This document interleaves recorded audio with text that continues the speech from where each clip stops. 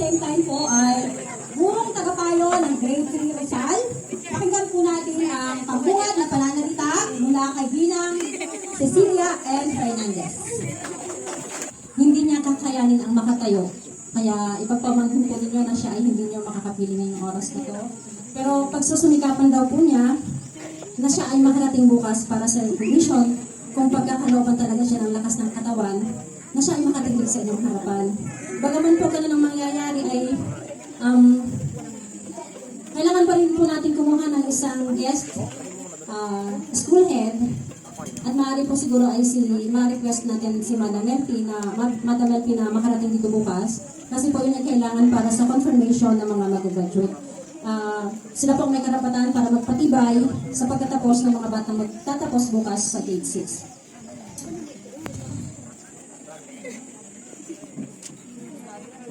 Sa mga batang nagpakita ng kagilas-gilas na pagsisikap at sa mga batang nagkaroon ng karangalan.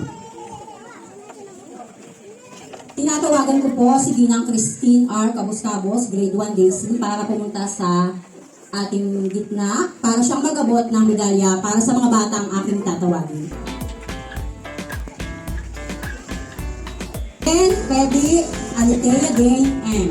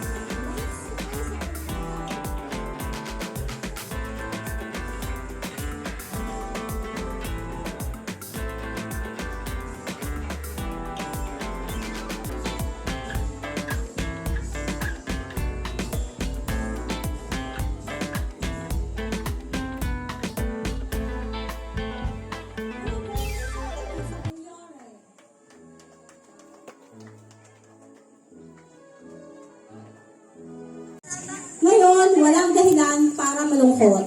Mga bata, kasi may bukas pa. May bukas pa para mag-aral at labanan ang hamon ng buhay. So maraming salamat. Pagpalain kayo ng Panginoon.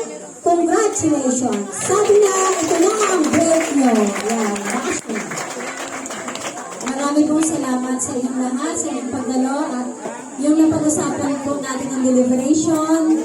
Ay may nawala man ay konti lang.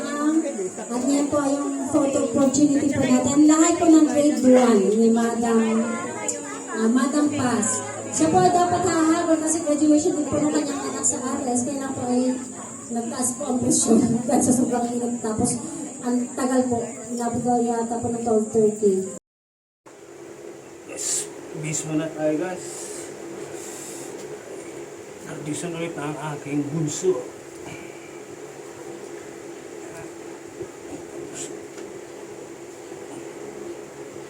Punta na tayo sa kanilang sa school.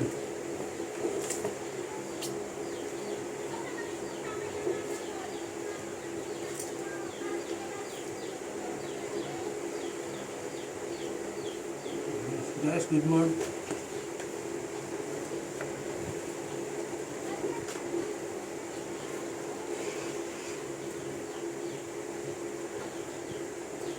This, tapos na tayo magsapatos. Pinagmagalitan natin yung pulo. Suotin natin guys. Yan.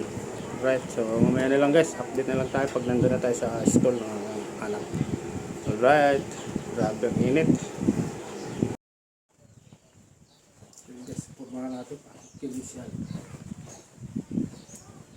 Ayos na ba guys? Oh. Right. Let's go.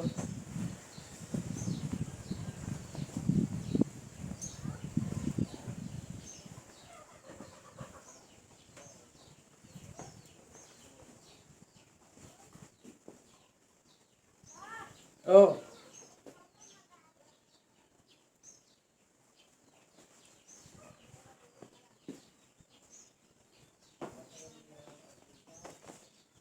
Yes, forma natin. Okay, let's go.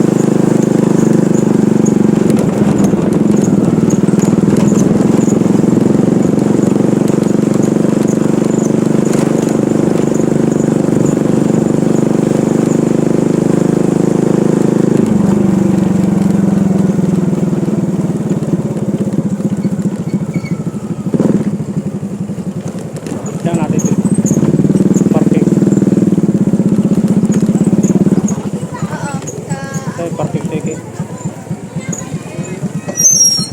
Oh. Na kami guys. Alright.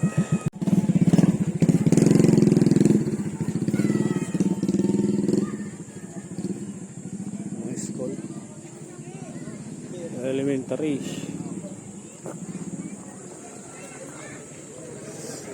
Bagong unit guys.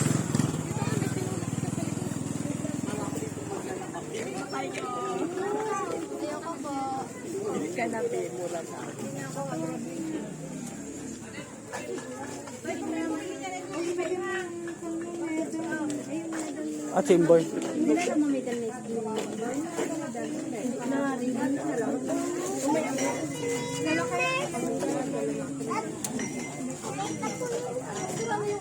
Toy. Toy. Ha? Ano yan? Oh.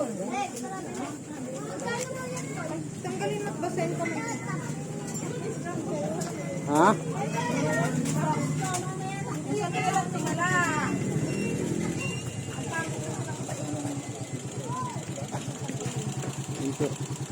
Ano yan, boy?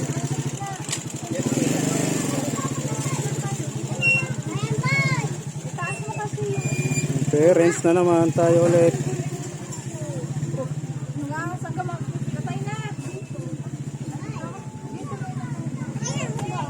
Yan lang naman. Yan, guys.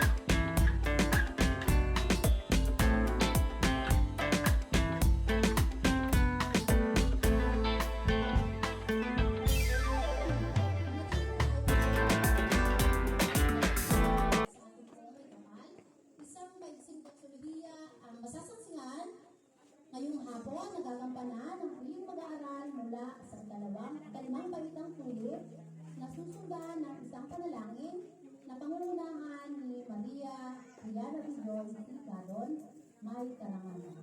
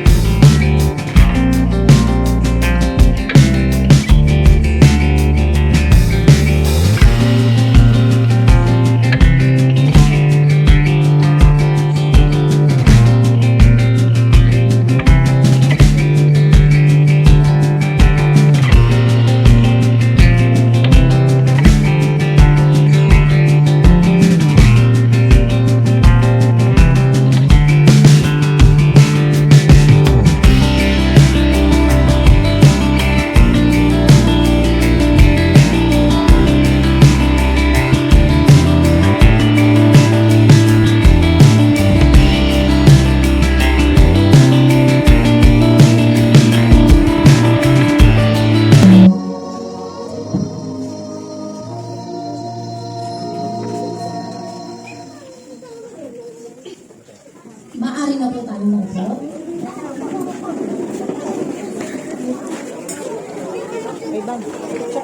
Ngayon po ay maririnig natin ang pamungad na pananalita na ibibigay sa atin ni Ginang Laila Ispas, Master Teacher.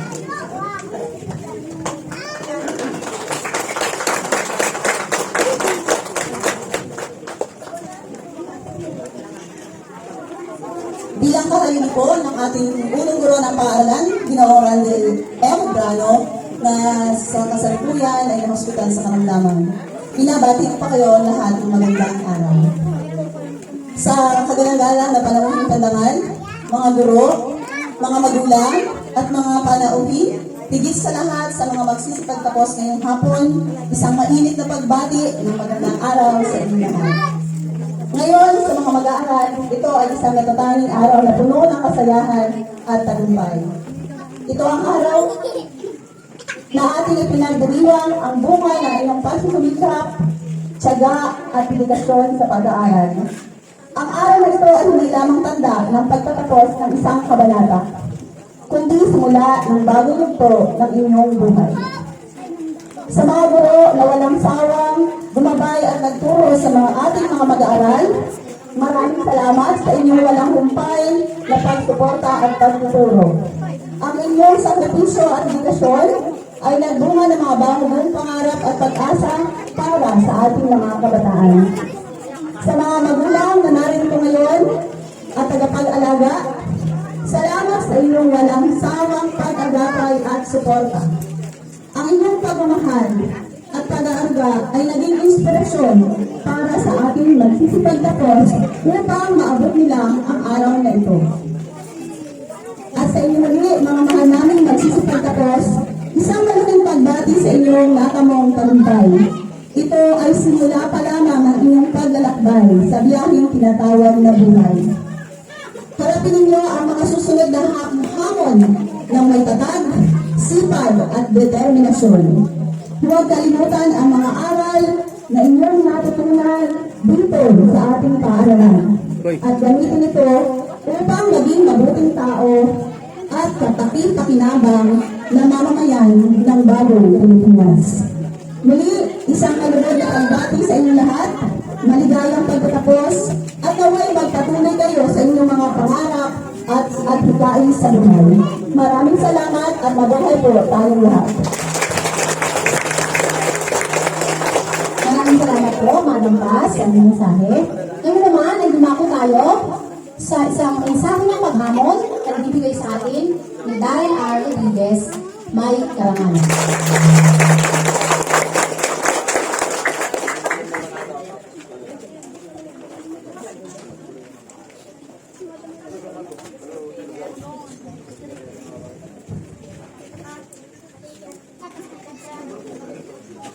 Sa ating kagalandalang na District Supervisor, Dr. Jenalyn M. Alinio, sa ating masipag na olong guro, Ginoong Randy M. Medrano, sa ating kapitapitagang Panaoyong Pandangal,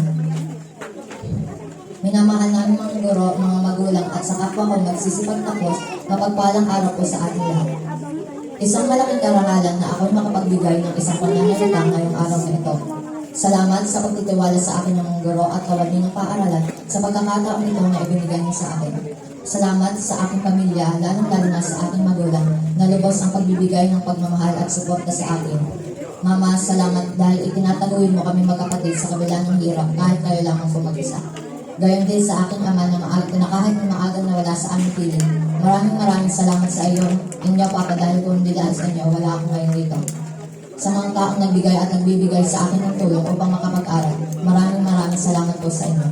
Sa aking mga kamag-aral, maraming salamat sa pagkakaibigan na ibinahagi mo sa akin simula nung unang nagkasama tayo sa paaralan ito. Lubos din ang pagpapasalamat ko sa Panginoon sa patuloy na paggabay at pagpaparanas ng pagmamahal sa akin.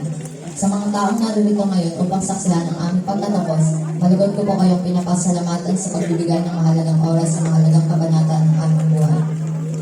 Ang buhay ng isang mag-aaral ay nagsisimula sa takot na napapalitan ng iba't ibang positibong emosyon. Naalala ko nung unang tapak ko sa paaralan ito, ang takot na aking nadama. Takot na mawalay sa aking ina at kapatid. Takot sa mga bagong mukha na aking nakikita. Di ko na malayo nung nalumipas ang panahon, ang takot na iyon ay napalitan ng pagtawa, kaligayahan at interes na dumiskubre ng mga bagong bagay, kaalaman at mga kasanayan. Di ko akalain na ang lugar na ito ay mapapamahal sa akin at magiging makabuluhan sa paghubog ng aking pagkatao. Patunay dito ang ating mga kamal na dati-rati ay hirap sumulat ng linya o letra. Ngayon ay kaya nito ng isang pangungusap o di naman kaya'y talata na may kabuluhan at kayang ipahayag ang ating sarili. Sa ating mga magsisipagtapos, mabuhay tayong lahat, we did a great job. Natapos na natin ang unang baitang at marami pa tayong baitang na aakyatin para makamit natin ang tagumpay. Kaya hinahamon ko kayo na maging matatag at matibay sa problemang kakaharapin natin sa bawat baitang ng buhay.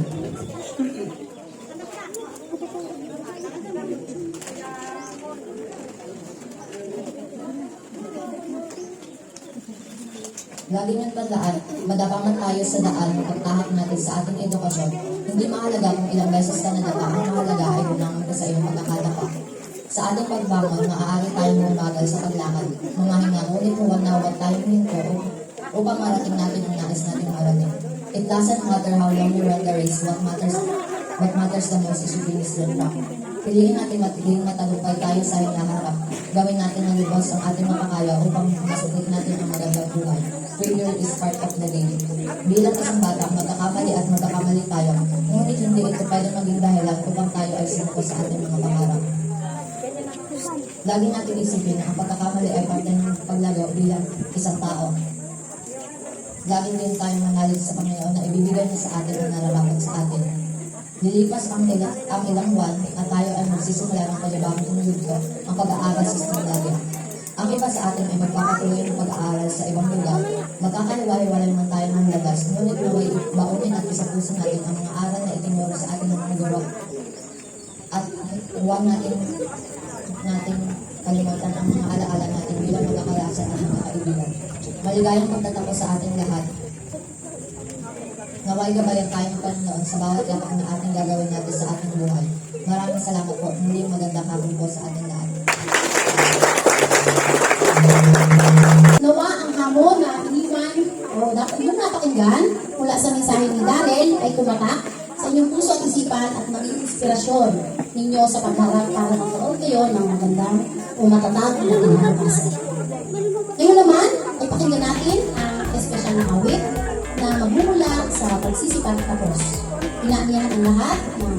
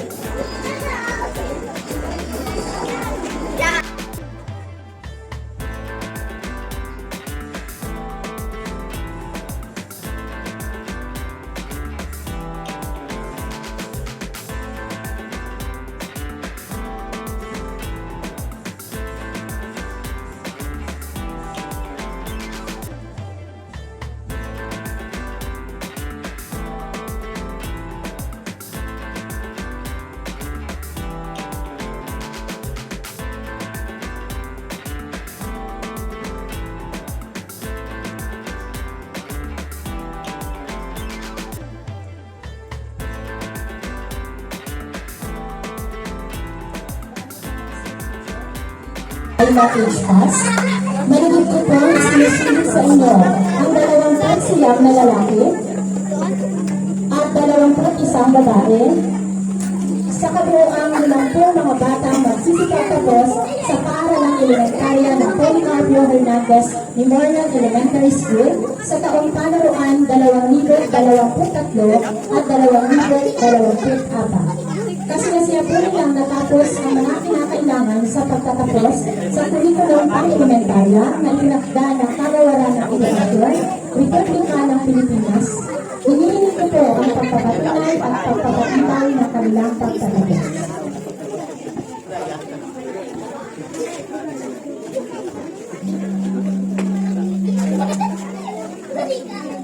Bilang kinatawan ng pamahala ng paaralan, matapos ang mahigpit pagsusuri ng mga isinamating kinakailangan ng tanggapan, napatunayan ko na kumpleto ninyo ang ang mga pangunahing kinakailangan na pinakda ng Kagawaran ng Edukasyon sa ilalim ng K-12 Basic Education Program. Kinukumpirma ko na kayo ay mga nagsipagtapos na sa pang-alaalang paaralang elementarya ng Policarpio Hernandez ngayong taong panaraang 2023-2024. Binabati ko kayo.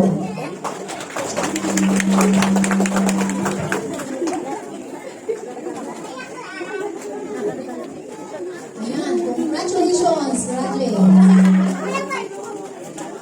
Ano na kayo? Ng ating DepEd Secretary, Sara Z. Duterte. Mahalin natin ang Pilipinas. Maligayang pagtatapos sa ating mga mag-aaral. Nais kong ipaabot ang aking taus-pusong pagbati sa inyong lahat. Ang araw na ito ay patunay ng inyong pagsusumikap at aking pinagagalak na makita kayong lahat na masaya at puno ng pangarap. Para sa mga kabataang magsisipagtapos, isang mahalagang hakbang ito sa pag-abot ng inyong mga pangarap. Ngunit, umpisa pa lamang ito ng malayo pa ninyong lalakbayin. Alam ko na ang kaalaman at aral na natutunan ninyo sa elementarya ay tiyak na magiging susi sa inyong talumpay sa hinaharap.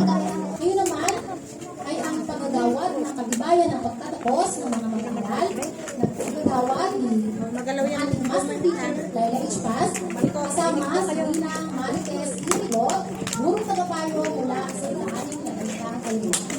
Natin na po ang mga magulang na sa stage kasama ang mga anak.